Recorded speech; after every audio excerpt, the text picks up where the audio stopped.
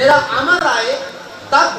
اب جو سامنے اکڑ گیا تھا نا, جس نے کہا کہ میں نہیں کروں گا, تمام نے سجدہ کیا الا ابلیس, اس نے کہا میں سجدہ نہیں کروں گا. کیوں؟ کہ وہ ظاہر کو دیکھ رہا تھا. توجہ فرما دے, وہ ظاہر کو دیکھ رہا تھا, کم وقت حقیقت شے کو نہیں دیکھ رہا تھا. وہ ظاہر کو دیکھ رہا تھا, وہ بدن کو دیکھ رہا تھا, بدن کو دیکھ کر قیاس کر رہا تھا کہ یہ مفضول ہے, میں افضل ہوں. اللہ نے کہا تو سجدہ کیوں نہیں کرے گا؟ کہا پروردگارا اس لیے کہ میں افضل ہوں. اگر آپ کی توجہ ہو تو آپ دیکھیں کہ فوراً اللہ نے اسے دھنکار نہیں دیا, اسے صفائی کا موقع دیا. جب کسی کی سمجھ نہ آئے تو اللہ کہتا ہے میری سنت ہے اسے صفائی کا موقع دو. فوراً جھگڑا مت کرو, اس کی بات کو سنو. یہ ہمارے گھروں میں اکثر مسائل نہ سننے کی وجہ سے ہوتے ہیں. یعنی پوری اس کی دلیل جو ہے وہ سنو, جب دلیل سن لو تو پھر فیصلہ کرو. اللہ نے کہا کیوں افضل ہے؟ کہتا ہے پروردگارا خلقتنی من نار خلقتنی من طین, اسے تو نے مٹی سے بنایا ہے, مجھے تو نے آگ سے بنایا ہے. آگ بلند ہوتی ہے, مٹی نیچے کی طرف جاتی ہے. وہ مفضول, میں افضل. امام فرماتے ہیں لعنت ہو تجھ پر, کائنات میں جس نے سب سے پہلے قیاس کی ہے وہ شیطان لعنتی ہے. بھئی کیسی قیاس؟ مولا فرماتے ہیں اسے پتہ ہی نہیں چلا, وہ قیاس کر رہا تھا. کیسی قیاس؟ مولا فرماتے ہیں اس نے کہا کہ آگ اوپر اٹھتی ہے, مٹی نیچے کی طرف جاتی ہے, لیکن اسے سمجھ نہیں آئی کہ آگ میں اگر 1000 دانے گندم کے پھینکے جائیں نا وہ ایک بھی واپس نہیں کرتی. مٹی میں ایک دانہ رکھو وہ ہزاروں دانے واپس کرتی ہے. افضل کون ہوا؟ مٹی افضل ہوئی نا, آگ افضل ہوئی. مولا فرماتے ہیں لعنت ہو اس پر, کائنات میں جس نے سب سے پہلے قیاس کی. فقہ جعفریہ میں قیاس کو حرام قرار دیا گیا. سرکار نے فرمایا لعنت ہو اس پر کہ جس نے سب سے پہلے قیاس کی ہے. وہ کہہ رہا کہ میں افضل ہوں, یہ مفضول ہے. میرے عزیزوں بس نتیجہ دینا چاہتا ہوں کہ روز اول سے ہی ایک معیار اس نے قائم کر دیا. اس نے ایک معیار قائم کر دیا جس معیار کو آج بھی لوگ لے کر زندگی بسر کر رہے ہیں. اور قرآن کی آیت دیکھتے ہیں کہ پیغمبر نے فرمایا کہ انا بشر مثلکم, کہ پیغمبر نے کہا کہ میں تم جیسا بشر ہوں. یعنی یہ وہی معیار ہے جو روز اول شروع ہوا تھا. اس نے کہا کہ میں اس سے افضل ہوں, اس کا ظاہر اور میرا ظاہر کو فرق نہیں ہے. اور دنیا جو ہے آج کہہ رہی ہے کہ انا بشر مثلکم, انا بشر مثلکم, کہ پیغمبر ہم جیسے ہیں, پیغمبر ہم جیسے ہیں. میں کہتا ہوں کہ میں مانتا ہوں یہ قرآن کی آیت ہے کہ پیغمبر نے کہا کہ انا بشر مثلکم, کہ میں تم جیسا بشر ہوں. بھئی توجہ فرما رہے ہو؟ آپ نے آیت تو پڑھی ہوگی, بھئی اگر پڑھی نہیں سنی تو ہوگی کہ پیغمبر نے فرمایا کہ انا بشر مثلکم, کہ میں تم جیسا بشر ہوں, میں تم جیسا بشر ہوں. لیکن پیغمبر نے یہ فرمایا ہے کہ میں تم جیسا بشر ہوں, پیغمبر نے یہ نہیں فرمایا کہ تم بھی مجھ جیسے ہو. پیغمبر نے یہ فرمایا کہ میں تم جیسا ہوں, کھانے میں تم جیسا ہوں, پینے میں تم جیسا ہوں, چلنے میں تم جیسا ہوں, زندگی گزارنے میں تم جیسا ہوں, شادیاں کرنے میں تم جیسا ہوں, ہر لحاظ سے تم جیسا ہوں. یہ نہیں کہا کہ تم بھی مجھ جیسے ہو. رب محمد کی قسم ہے پوری کائنات میں پیغمبر نے کسی کو بھی نہیں کہا کہ تم بھی مجھ جیسے ہو سوائے حسین کو, کہ حسین منی و انا من الحسین, حسین تو مجھ جیسا ہے, میں تجھ جیسا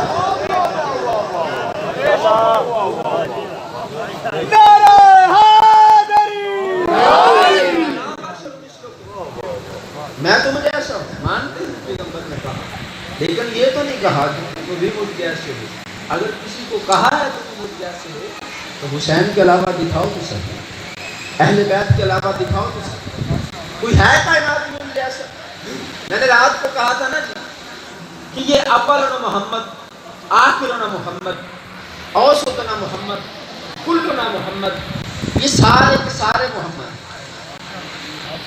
ان کا پہلا بھی محمد, آخری بھی محمد, درمیان والا بھی محمد, بڑا بھی محمد, چھوٹا بھی محمد ہے.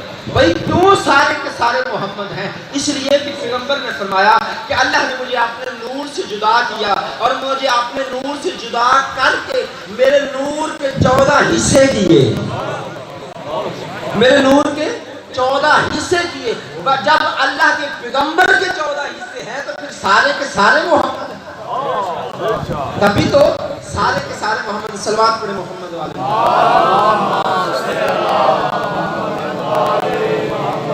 فرمایا کہ صرف مجھ جیسا حسین ہے. انہ منی و انا منہ.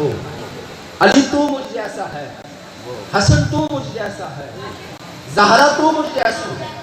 اچھا ایک اور آیت پڑھ دیتا ہوں شاہ صاحب آپ کی. انی خالق بشر من الطین. اللہ نے کہا ملائکہ سے اس سے پہلے کہ انی بے شک میں مٹی سے ایک بشر بنانے والا ہوں. مٹی سے ایک بشر بنانے والا. یہ بشر جو ہے نا جی, بشر عربی میں کہتے ہیں ایک انسان ہے تو جو تمہارے ایک حیوان ہے اور ایک بشر. بشر کہتے ہیں کہ جس کی جلد پر بال, حیوانوں کی جلد پر اکثر بال ہوتے ہیں. معذرت چاہتا ہوں کہ جو حیوان ہوتے ہیں ان کی جلد پر بال ہوتے ہیں, ان کو حیوان کہتے ہیں, اور انسان کی جلد پر ویسے بال نہیں ہوتے, اس لیے ان کو بشر کہتے ہیں. یہ ہے بشر کی اصل ہسٹری اور تاریخ اور معنی. اللہ نے فرمایا کہ میں مٹی سے ایک بشر بنانے والا ہوں. کس سے جی؟ مٹی سے ایک بشر بنانے والا. اور بقول خدا اللہ نے سب سے پہلے جو بشر بنایا ہے وہ آدم کو بنایا ہے. اسی لیے جناب آدم کو کہتے ہیں ابو البشر. بھائی کہتے ہیں یا نہیں؟ کیا کہتے ہیں جی؟ ابو البشر یعنی تمام بشروں کا باپ. لیکن میرے پیغمبر نے فرمایا کہ کنت نبیا آدم بین الماء والطین.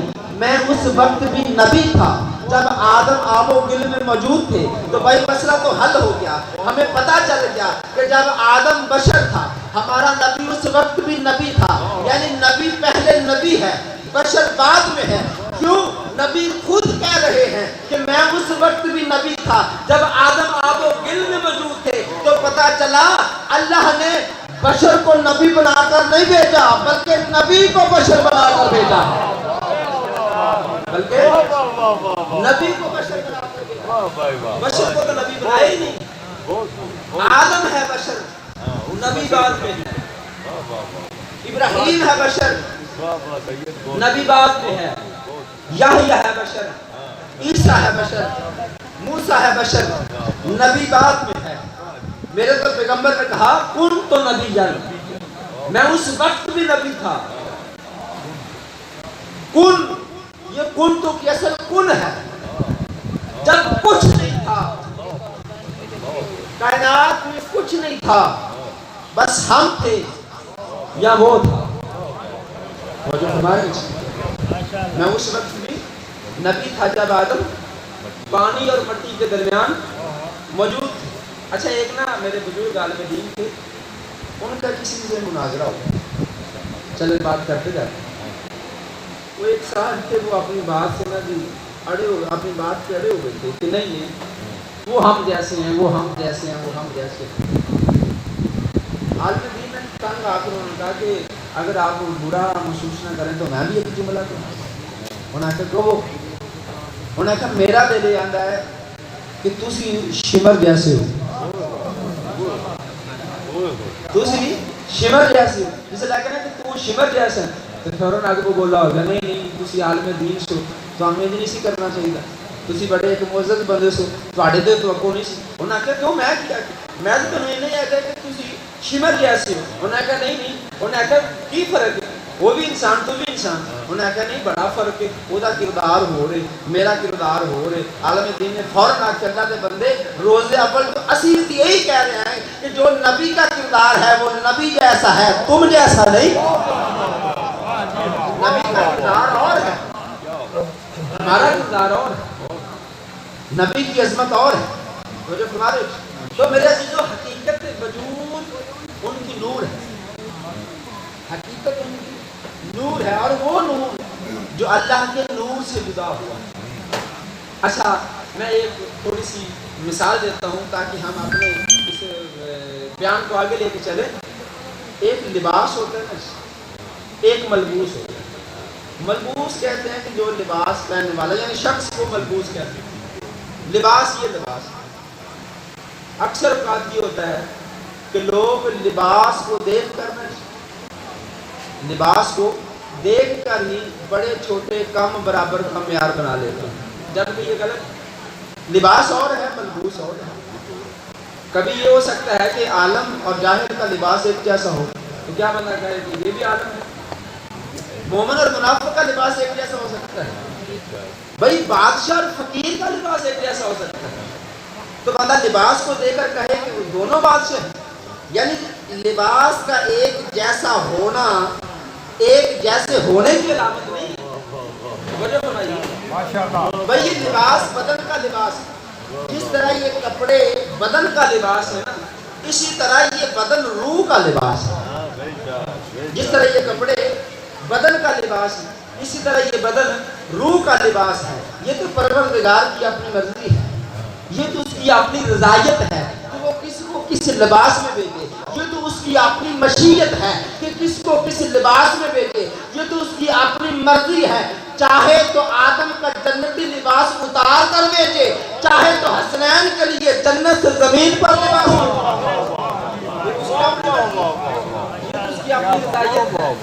یہ تو اس کی اپنی مشیت. بھئی ایک آیت پڑھنا چاہتا ہوں, بڑی لطیف سی آیت جو اللہ نے قرآن میں کفار کا قول نقل کیا.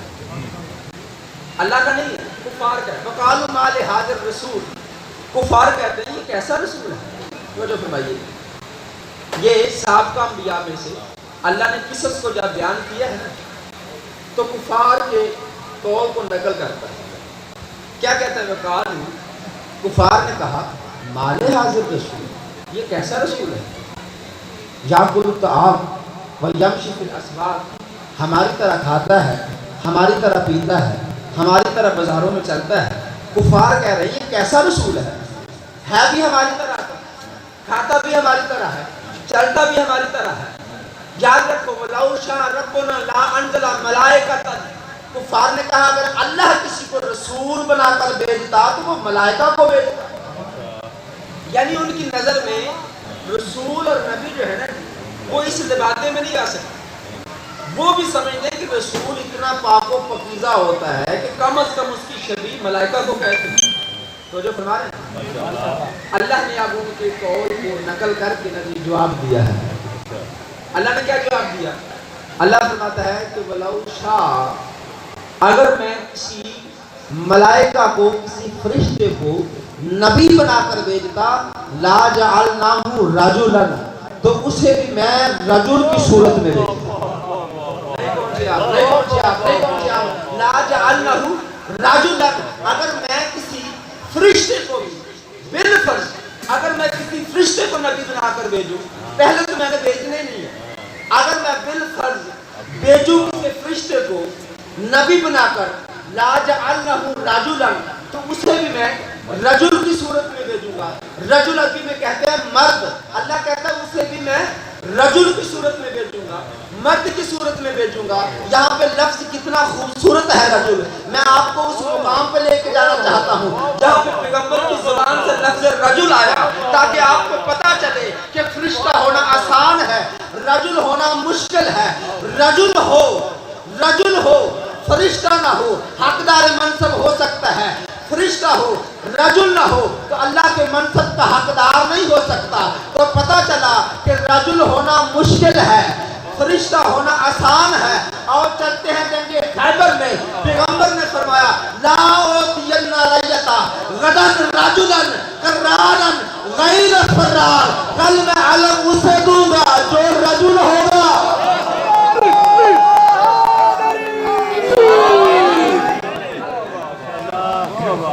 کل علم اسے دوں گا جو رجل ہوگا,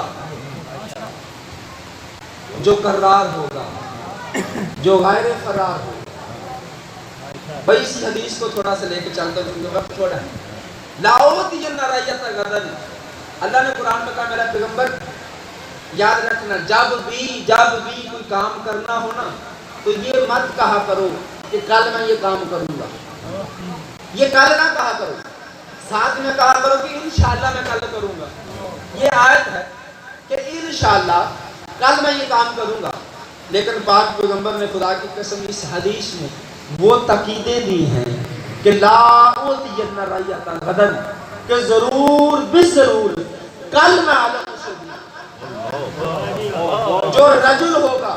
بھئی رجل کا مطلب ہے مرد. توجہ فرما دو. پہلے بھی لوگ 39 دن آتے رہے، پرچم لے کے آتے رہے، علم لے کے آتے رہے، لیکن آج 39 دن کے بعد ایک وہ جا رہا ہے جس کے لیے پیغمبر کہہ رہے ہیں کہ کل میں اسے علم دوں گا جو مرد ہوگا. میرے ایک استاد محترم تھے، وہ پڑھا کرتے تھے، وہ کہتے ہیں ذرا غور تو کرو، رجل کا مطلب ہے مرد، مرد کے مقابلے میں آتی ہیں عورتیں. یہاں پہ لفظ رجل عورتوں کے مقابلے میں نہیں ہے بلکہ نام مردوں کے مقابلے میں ہے.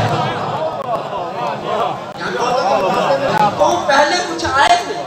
بھائی میں حدیث کا چہرہ نہ دکھاؤں آپ کو. کل میں علم اسے دوں گا جو رجل ہوگا. اس کا مطلب پہلے رجل نہیں تھے، پہلے رجل نہیں تھے.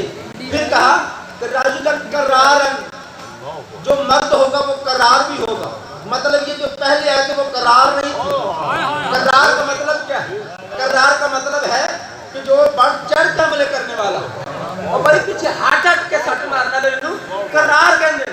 کہا کہ جو قرار ہوگا، یعنی پہلے جو آئے تھے وہ قرار بھی نہیں تھے. بھئی قرار جو ہوگا وہ غیر فرار ہوگا. پتہ چلا یہ غیر فرار ہے، باقی فرار تھے. باقی فرار. اچھا میں اسی کو آگے لے کے چلتا ہوں. جب کہا نا کہ کل علم اسے دوں گا تو علم دیا. میں یہ نہیں پڑھنا چاہتا اپنے بھائیوں کی کتابوں سے کہ جب علم ملنا تھا نا تو پھر بڑے بڑے لوگ جو نا تیل لگا کر بالوں کو مانگ نکال کرنا جی ایڑیاں اٹھا کر کھڑے تھے ایسے کرنے.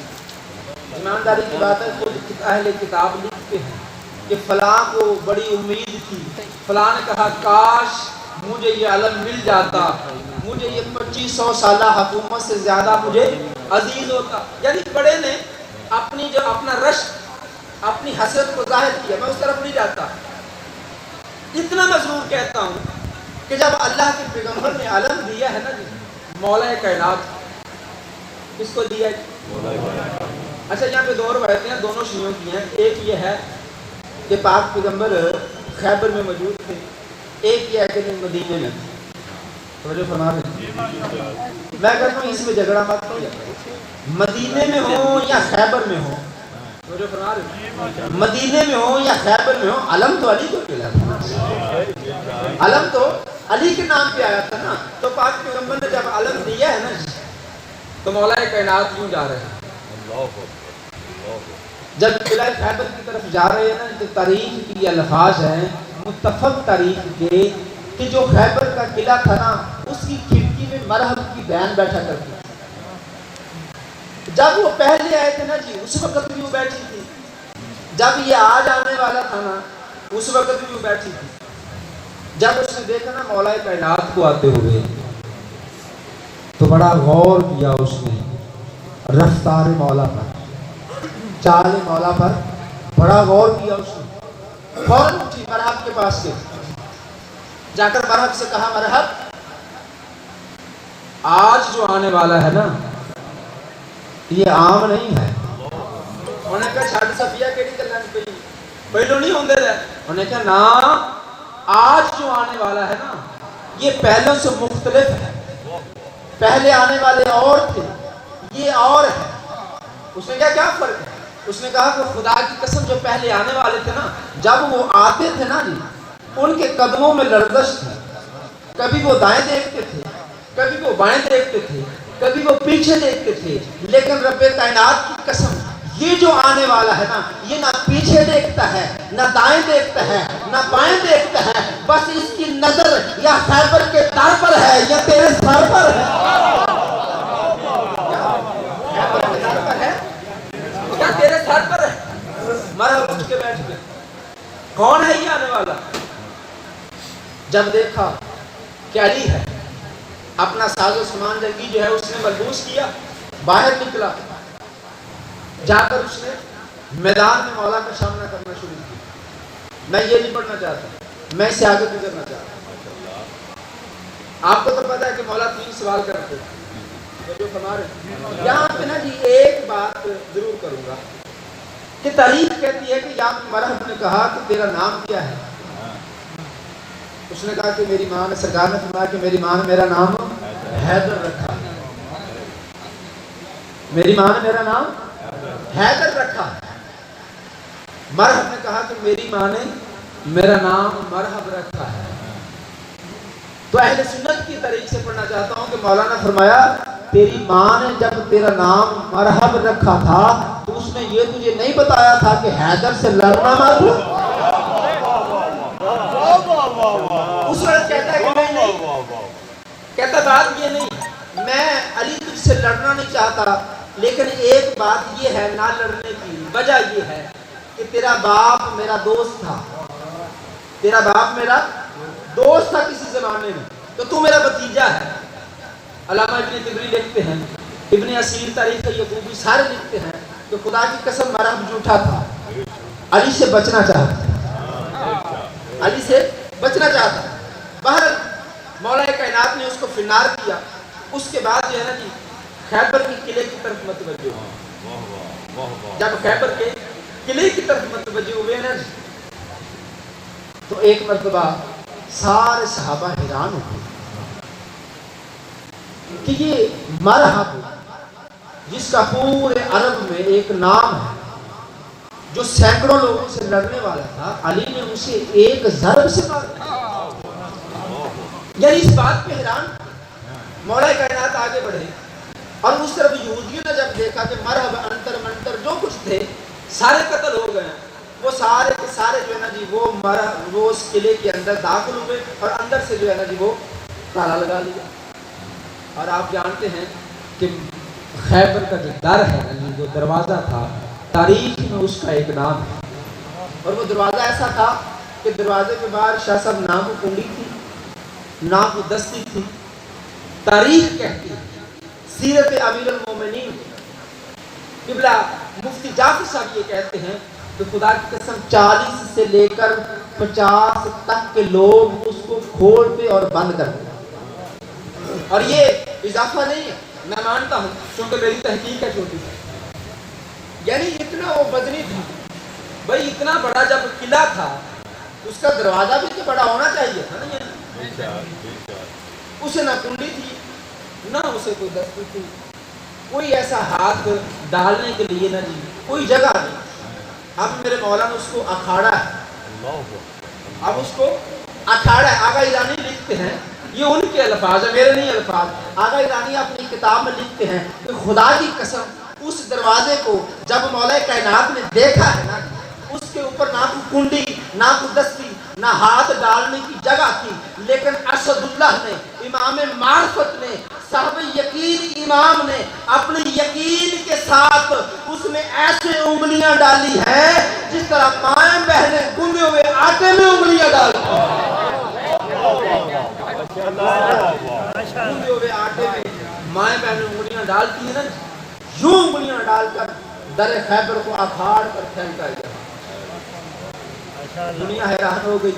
سب سے پہلے تو اپنے حیران ہو گئے علی کی قوت بازو پر کہ اتنی قوت. ایک بندہ آیا، اس نے آ کر کہا مولا یہ جو آپ نے ایک مرتبہ سلوات پڑھے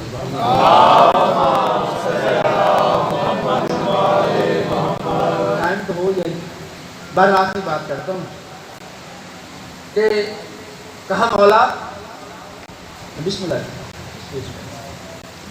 میرے خیال سے آج مشاہد رہ دے گا، میں آخری بات کرتا ہوں اور میں ان کو ممبر دیتا ہوں. کہا مولا اتنا بڑا دروازہ، اتنے مان کا نہیں تن کا. میں بار بار کہہ رہا ہوں یہ اضافہ نہیں ہے. لوگ کہتے ہیں کہ شیعہ اضافہ کرتے ہیں، بھائی تحقیق شدہ بات ہے کہ ٹن کا دروازہ تھا. یا علی اس کو آپ نے اپنی قوت سے اکھاڑ دیا ہے. میرے مولا فرماتے ہیں واللہ ما کلات بابا خیبرن قوت ربانیہ بل قوت جسمانیہ. یاد رکھو علی نے اسے اپنی قوت سے نہیں بلکہ اللہ کی قوت سے اکھاڑا. یہ قوت ربانیہ سے میں نے اکھاڑا ہے. میں جلدی جلدی ختم کرنا چاہتا ہوں. بھائی اس قلعہ کے درمیان اطراف میں خندق کھودی ہوئی تاکہ لوگ جو ہے نا اندر نہ جا سکے. میرے مولا کائنات نے کیا کیا؟ اس در خیبر کو اپنے اس ہاتھ پر رکھا. میں بالکل جو ہے نا جی میں بالکل مختصر کرنا چاہتا ہوں. اس سے پہلے اگر چاہیں تو میں فرمان نہ سنا دوں. ایک بندہ پاک پیغمبر کے پاس آیا. اس نے آ کر کہا یا رسول اللہ میں نے سنا ہے کہ جناب عیسیٰ جو ہیں وہ پانی پر چلا کرتے تھے. جناب عیسیٰ جو ہیں وہ پانی پر چلا کرتے تھے. پاک پیغمبر نے فرمایا لو زیادہ یقین ہو اگر عیسیٰ کا یقین اس سے زیادہ ہو جاتا لمشا علی الہوا تو عیسیٰ ہوا میں پرواز کرتا. بھائی اس بات کو اپنے ذہن میں رکھیے گا. مولا کائنات نے جب دیکھا کہ خندق ہے مسلمان اندر داخل ہو نہیں سکتے, خندق بھی گہری تھی, ایک بندہ اندر کھڑا ہونا تو یوں ہاتھ کرے تو تاریخ کہتی کہ ہاتھ نظر نہیں آتا تھا. مولا کائنات اس خندق کے اندر اترے, دروازے کو اپنے ہاتھ پر لیا, یوں اس کو خندق کے ایک دانے پر لگاتے. مسلمانوں کا لشکر اس دروازے کے اوپر سوار ہوتا, پھر کڑے کے دروازے کے ساتھ لگاتے, مسلمان اندر داخل ہوتے, پھر واپس لاتے, پھر مسلمان اوپر چڑھتے, پھر اندر لے کے جاتے. یہاں تک لکھا ہے صرف مسلمان نہیں بلکہ جو لشکر والے تھے وہ گھوڑے سمیت داخل ہوتے, وہی گھوڑوں سمیت اوپر آتے. جب یہ سلسلہ چل رہا تھا نا تو ایک بڑے شریف سے مسلمان نے پاک پیغمبر سے کہا یا رسول اللہ ذرا علی کی قوت بازو کی طرف تو دیکھیے. پیغمبر فرماتے ہیں او کم وقت علی کی قوت بازو کی طرف دیکھ رہا ہے, ذرا علی کے قدموں کی طرف دیکھ. جب اس نے علی کے قدموں کی طرف دیکھا خدا کی قسم حیران ہو گیا. کیا دیکھا کہ علی کے قدم جو ہے وہ ہوا میں معلق نظر آ رہا ہے.